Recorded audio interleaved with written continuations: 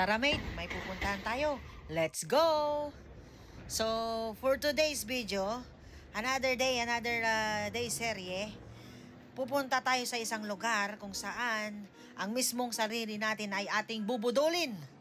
Oh my God! Wow! You heard it right, guys. So, magpapabudol ako ngayong araw na to. Ika nga, para mabudol, kung saan ang may sale, dapat yun ang pinupuntahan.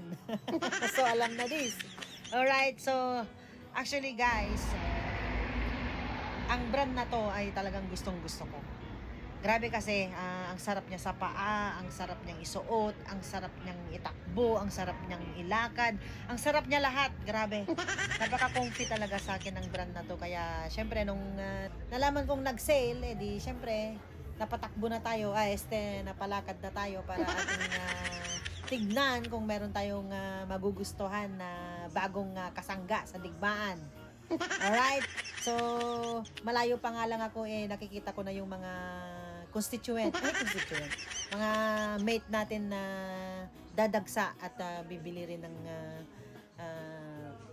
brand na to. So, alam nyo na, ang brand na to ay Happy, char. Ang brand ay On. Alright, so na-addict na ako talaga sa On na sapatos. Kasi grabe, iba yung sapatos na to. Talagang napaka-comfy niya talaga. Actually guys, hindi ko alam na kung eligible ako na bibili ngayong araw na to. Kasi card holder lang ang loyalty card holder lang ang ang dapat na mauna sa sale na to, kasi may mga privilege ng mga ganon dito. Kaya pero nung sinabi ng crew na okay, you can go, yun, sugod na talaga tayo agad mga mate. So tingin-tingin na tayo. Dami-dami talaga pagpipilian. Ang gaganda talaga, grabe. Wala kang tulak kabigin.